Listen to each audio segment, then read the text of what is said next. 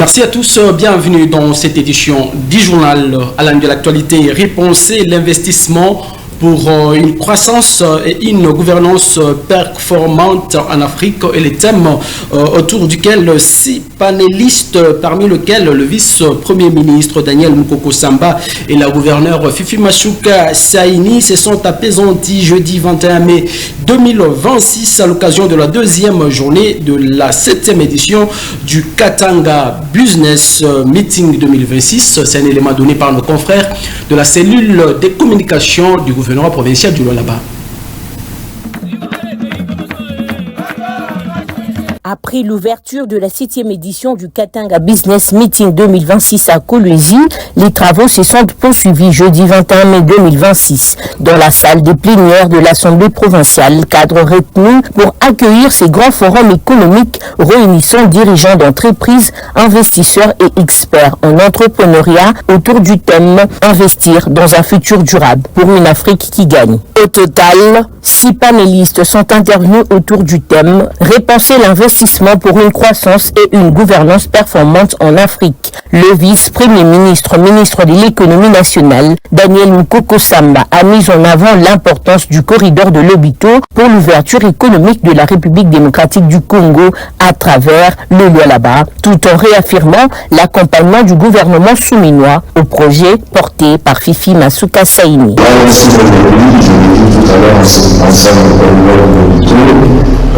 J'espère que l'année prochaine, on en parlera plus comme un projet, mais on en parlera comme quelque chose qui démarre.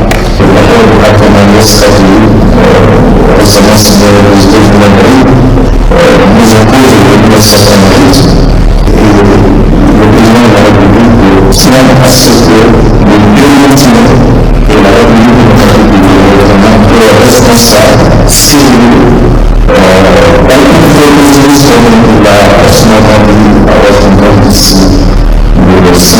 Intervenant en deuxième position, forte de son ingéniosité économique et financière, la gouverneure du Lualaba est revenue sur l'amélioration du climat des investissements dans sa province. Elle a également souligné que le corridor de Lobito demeure au cœur des ambitions économiques du Lualaba. Il est grand temps que toutes ces routes à caractère international ou national que nous avons puissent avoir un écho favorable par rapport aux investisseurs. Nous continuons à vous encourager parce que grâce à vous, la province du Lualaba est en train de se développer. C'est aussi dans les autoroutes, c'est aussi beaucoup d'argent. Investissez dans l'énergie, investissons aussi dans l'agriculture. Le riz, on le produit aujourd'hui au Lualaba, à Dilolo, nous avons beaucoup de riz, donc investissez dans tout ce que vous pouvez. C'est la même chose qu'investir dans le monde. Je vous remercie. Le Lualaba connaît aujourd'hui une transformation progressive portée par la volonté de faire de la province non seulement une terre des ressources, mais aussi un espace de création durable, d'innovation et d'opportunités pour les générations futures. Les destins économiques du Lualaba ne peut plus se limiter à l'extraction des ressources naturelles. Il doit désormais se traduire par la création d'emplois, le développement des infrastructures, la transformation locale des produits et l'amélioration concrète des conditions de vie de la population, a-t-elle affirmé. L'unique gouverneur femme de la RDC a en outre réitéré son ouverture aux initiatives susceptibles de booster la province avant d'inviter les investisseurs à s'intéresser à d'autres secteurs. L'objectif est d'accompagner l'élan de développement déjà impulsé par les présidents Tshisekedi par l'entremise de son gouvernement qui œuvre sans relâche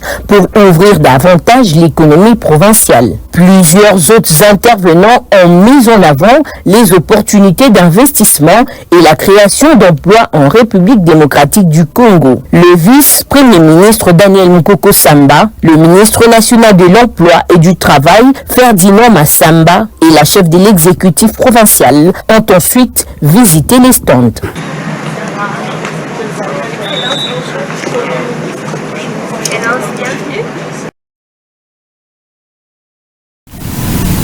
Autre actualité, le Fonds national de réparation de victimes, FONAREV, a réuni jeudi soir au Cloud 9 le responsable des entreprises et acteurs œuvrant dans le secteur minier pour parler de leur apport considérable dans le financement des processus du FONAREV. C'était devant la caméra de Pascal Bailon-Kakouchi.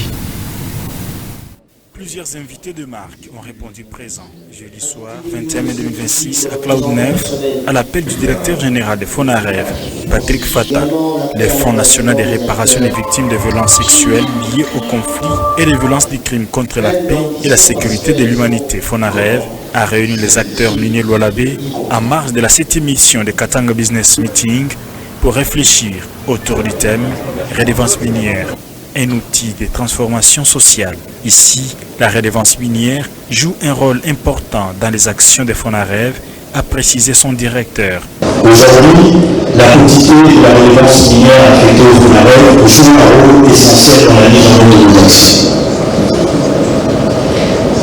Grâce à ces ressources, le fonds peut apporter une assistance médicale et psychologique à des survivants de violences sexuelles et autres, et autorités contre la paix et la sécurité de l'humanité. Soutenir les communautés affectées par les conflits, financer des projets de réparation collective, contribuer à la réalisation des métiers, soutenir les actions minoritaires et redonner espoir à des milliers de personnes qui ont longtemps eu le sentiment d'être oubliées. Fifi Masuka Saïni, gouverneur de province de Lualaba, représenté par son ministre des Infrastructures et Travaux Publics, le professeur Moïse Moukepe, rappelle que la responsabilité sociale des entreprises doit être prise comme une exigence. Là où les bénéfices de l'exploitation minière sont visibles et partagés, la confiance se renforce. C'est dans cet esprit que nous encourageons les entreprises minières à accompagner les initiatives de réparation, le développement communautaire et l'inclusion sociale. Leur contribution ne doit pas être perçue comme une contrainte, mais comme une participation responsable à la construction d'une province plus juste, plus stable et plus prospère. Dans cette soirée dite Side Event FONAREV, les images douloureuses sur les violences projetées ont rappelé la conscience de tous les participants à contribuer à la réparation afin de restaurer les vies humaines brisées. FONAREV au service de toutes les victimes des conflits en République démocratique du Congo. Juste après les acteurs du secteur minier, le maire de Kolwezi, Maître Jacques Mosengo Kindele, a réuni ces jours les opérateurs économiques de la ville de Kolwezi autour de nouvelles mesures qui est liée à l'installation de postes de péage urbains. Objectif est d'expliquer la nécessité de ces dispositifs appelés à la déclaration des engins auprès de services de l'hôtel de ville. La cellule de communication de la mairie de Kolwezi nous fait le point sur ces reportages.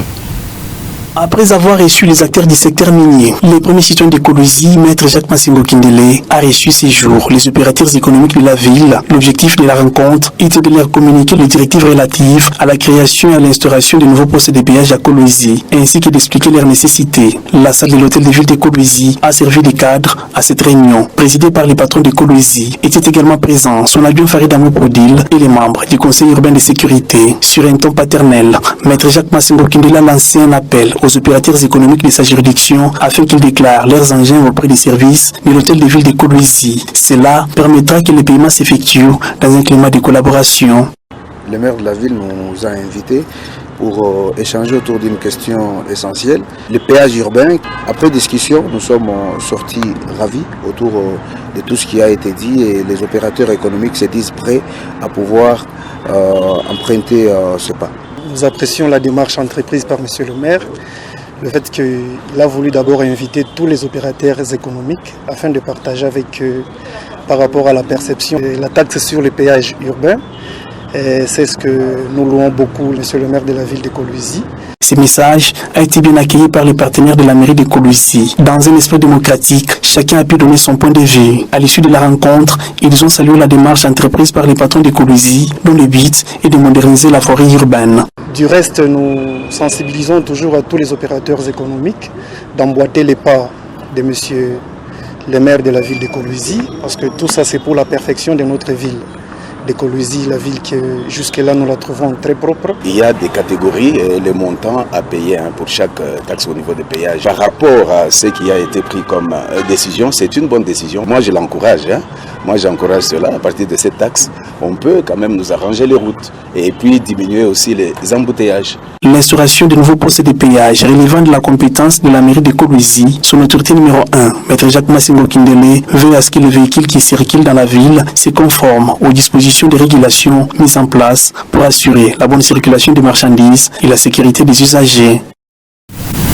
Autre actualité, la bourgmestre de la commune de Dilala, Françoise Mangweji Kouaya, a effectué ce vendredi 22 mai 2026 une visite d'inspection de chantier, voulais-je dire, du futur bâtiment administratif R+2. Objectif évaluer l'état d'avancement de travaux et accélérer la livraison de cet édifice moderne. Reportage, la cellule de communication de la commune de Dilala. La bourgmestre de la commune de Dilala, Madame Françoise Mangweji Kouaya, a inspecté le chantier du futur bâtiment administratif R+2 de la commune. Accueilli par le chef des chantiers, l'autorité communale a visité les différents compartiments de l'édifice, du rez-de-chaussée et tous les étages. Sur place, le chef des chantiers a présenté l'état actuel d'avancement des travaux qui se poursuivent sans désemparer. Une évolution jugée satisfaisante par l'ingénieur Tony Ilunga. Nous sommes sur le chantier du site de la commune d'Ilala. Pour l'instant, l'évolution des travaux est que nous sommes au finissage, au rez-de-chaussée. Et au premier niveau, nous construisons le bureau administratif. Et au deuxième niveau, il y aura la salle des fêtes. Les finissages du rez-de-chaussée sont presque à 80% du finissage et les bureaux sont à 70% de la construction.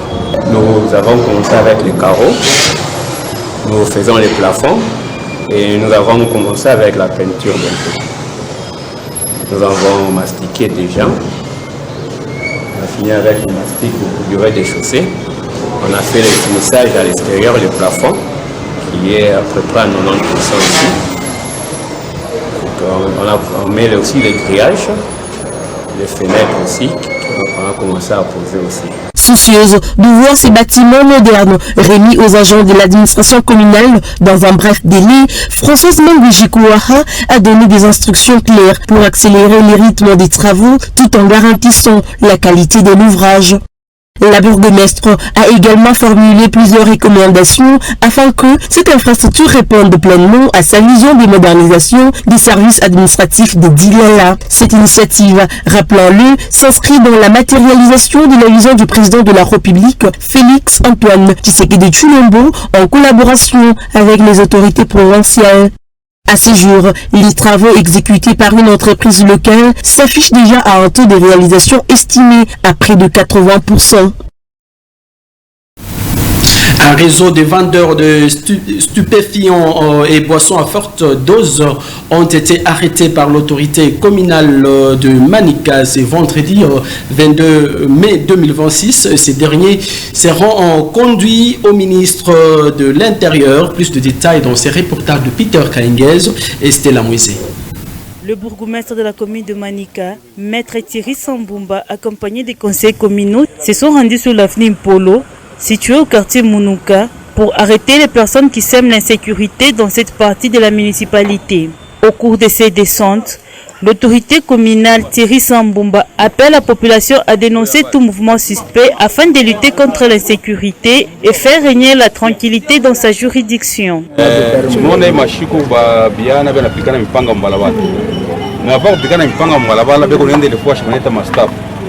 Wanakunya lutuku, wanakunya kabondo, wanafuta liamba, wanafuta bangi liamba, kama na mtumbule kichwa anaenda kupigana. Sasa kosa mnene mwe population.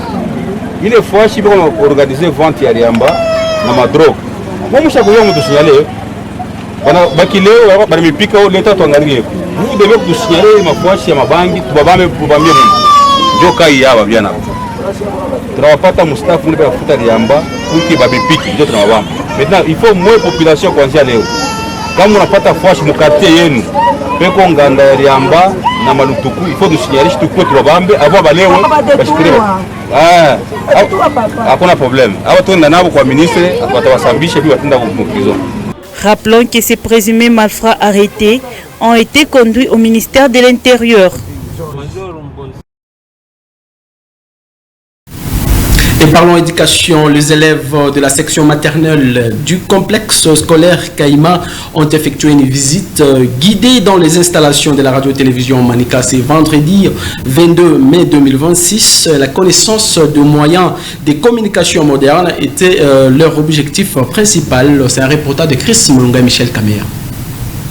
Il est 10h moins le quart de ce vendredi 22 mai 2026. Certains apprenants habillés en pull bleu, les autres en couleur rouge, bordeaux, leurs monitrices en noir-blanc, les assistantes et directrices en pagne. Cette délégation est accueillie par le directeur des informations, M. Michel Kamea, répartis en 3 groupes.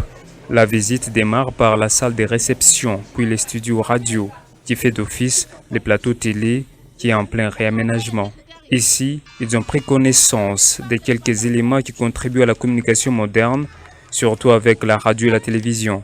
Certains d'entre eux ont même déclamé des poèmes et récitations. La fleur est une jolie fleur, tu l'adores comme la parcelle. En direct de la tranche matinale Mani Matin présentée par Josué Mpanga, les élèves ont découvert comment les journalistes font leur travail jusqu'à être entendus ou vus à la maison. De la salle de montage du nouveau plateau jusqu'au pylône, les représentants du directeur général pour cette visite a remercié l'école et toute l'équipe pour avoir choisi la RTMA. C'est un plaisir pour nous de vous recevoir et d'être passé par ici.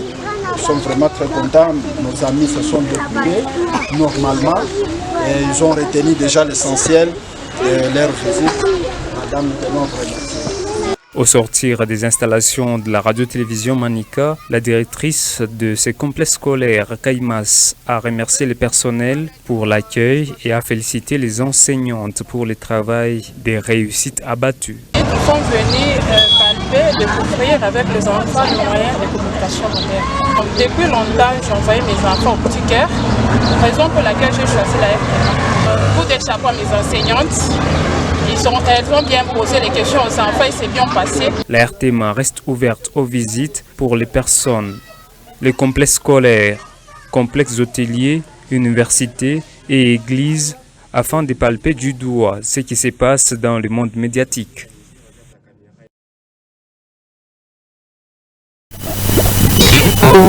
Dans une lettre, son Tshisekedi Chilombo datant du jeudi 21 mai 2026, Jacques Kiabula Katwe annonce sa démission de ses fonctions de gouverneur de la province du Haut-Katanga après plusieurs mois passés en dehors de sa juridiction. C'est un détail donné par Michel Kamea dans ses commentaires. Au cours de ces derniers mois, ma présence prolongée à Kinshasa est requise pour des raisons professionnelles et institutionnelles, m'a éloigné de ma province dans un contexte particulièrement sensible sur le plan sécuritaire, a écrit Jacques Kiabula Katwe. Il dit avoir tiré toutes les conséquences politiques et administratives de cette situation, étant soucieux de préserver la sérénité des institutions ainsi que le bon fonctionnement de l'administration provinciale. Dans sa correspondance, le gouverneur démissionnaire, Jacques Kiabula Katwe, réitère toute sa loyauté envers le chef de l'État Félix-Antoine Tshisekedi et se déclare profondément attaché à la vision de stabilité, de paix et de développement incarnée par le chef de l'État Félix-Antoine Tshisekedi. Le gouverneur du Haut-Katanga avait été convoqué à Kinshasa en juillet 2025 sur instruction du vice-premier ministre, ministre de l'Intérieur, Jacques Chabani, pour consultation. Dès lors, il n'est jamais retourné dans la province. L'intérim était confié au vice-gouverneur Martin Kazembe. Lors d'une conférence de presse tenue lundi 9 février 2026 à Lubumbashi, chef-lieu de la province, le parti de Jacques Kiabula avait indiqué que cette absence prolongée constituait une violation de la loi. Et chaque 22 mai, à travers le monde de la journée internationale de la biodiversité, qui rappelle tout de même l'urgence de protéger la richesse naturelle de la terre. C'était une occasion aussi de sensibiliser l'opinion publique sur l'importance de préserver les espaces animaliers, végétaux et les écosystèmes qui assurent l'équilibre de la vie sur Terre. Ketia Kaloubi nous donne de précisions dans ses commentaires. Cette année, la célébration est placée sous le thème des actions locales à impact mondial. Un message fort qui rappelle que chaque geste compte dans la lutte pour la protection de l'environnement. Qu'il s'agisse de la préservation des forêts, de la réduction des déchets plastiques, de la protection des cours d'eau ou encore de la lutte contre les braconnages, les initiatives locales peuvent contribuer à un changement global durable. Selon les experts environnementaux, la biodiversité est aujourd'hui menacée par plusieurs facteurs, notamment l'exploitation abusive des ressources naturelles, la pollution, les changements climatiques ainsi que l'urbanisation incontrôlée. Une situation qui met en danger non seulement les espèces vivantes, mais aussi la sécurité alimentaire, la santé et l'économie des populations. En République démocratique du Congo, deuxième poumon écologique de la planète grâce à son bassin du Congo, les appels à la protection des forêts et des espèces rares se multiplient. Les organisations environnementales encouragent les autorités et les communautés locales à renforcer les mécanismes de conservation et à promouvoir une gestion durable des ressources naturelles. Cette journée internationale est donc un rappel collectif. Préserver la biodiversité, c'est protéger la vie, garantir l'avenir des générations futures et maintenir l'équilibre de notre planète. Et parlons santé dans ces journaux dans notre pays. La riposte s'organise face à l'épidémie d'Ebola dans les zones touchées. L'OMS craint déjà une épidémie d'ampleur et a déclenché une alerte sanitaire internationale. Les autorités évoquent tout de même 159 décès dus à Ebola et plus de 626 cas suspects. C'est un reportage de France 24. Mégaphone en main, cet acteur communautaire parcourt les quartiers de Goma pour sensibiliser la population sur les gestes barrières contre Ebola.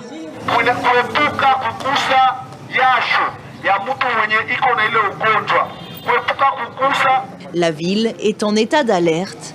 Un premier cas positif à Ebola y a déjà été enregistré. Avec 2 millions d'habitants, l'urgence est d'éviter toute propagation du virus. Dans cette université, la prise de température et le lavage des mains est désormais obligatoire. Il faut qu'il y ait l'application des mesures barrières, étant donné que l'épidémie en soi n'a pas encore de vaccin. Alors si on n'arrive pas à appliquer les mesures barrières, ça veut dire que plusieurs couches, plusieurs populations risquent de mourir. La traque contre Ebola se mène aussi à plus de 2000 km de là, dans ce laboratoire de Kinshasa. Chaque jour arrivent de l'est du pays ces tubes. Ils contiennent des prélèvements testés positifs à Ebola. Là, nous avons des échantillons, donc on a 6 positifs. Depuis plusieurs semaines, les chercheurs font des séquençages, une étape cruciale pour retracer l'origine de l'épidémie et tenter de rompre les chaînes de transmission du virus. Le séquençage va nous permettre, au-delà du fait de comprendre l'origine de l'épidémie, et aussi de relier les différents patients. Comment est-ce qu'ils se sont contaminés entre eux? Est-ce qu'il y a eu contact direct ou bien il y a des cas que nous avons manqués? En attendant, la riposte s'organise. Dans cet entrepôt, des équipes humanitaires préparent l'acheminement de matériel médical vers l'est du pays. On est ici en cours de préparation pour le fret qui partira demain. Il y a un fret qui repartira ultérieurement. Donc demain, on a 8 tonnes de matériel, de médicaments et d'infrastructures temporaires. Donc voilà, on a toutes nos équipes qui sont ici en cours de préparation. Dans les cartons, masques, combinaisons de protection et médicaments. Du matériel qui devrait arriver en moins de 24 heures en Ituri, épicentre de cette nouvelle flambée d'Ebola en République démocratique du Congo. Et c'est la fin de ce journal sur vos antennes. Merci à vous de l'avoir suivi.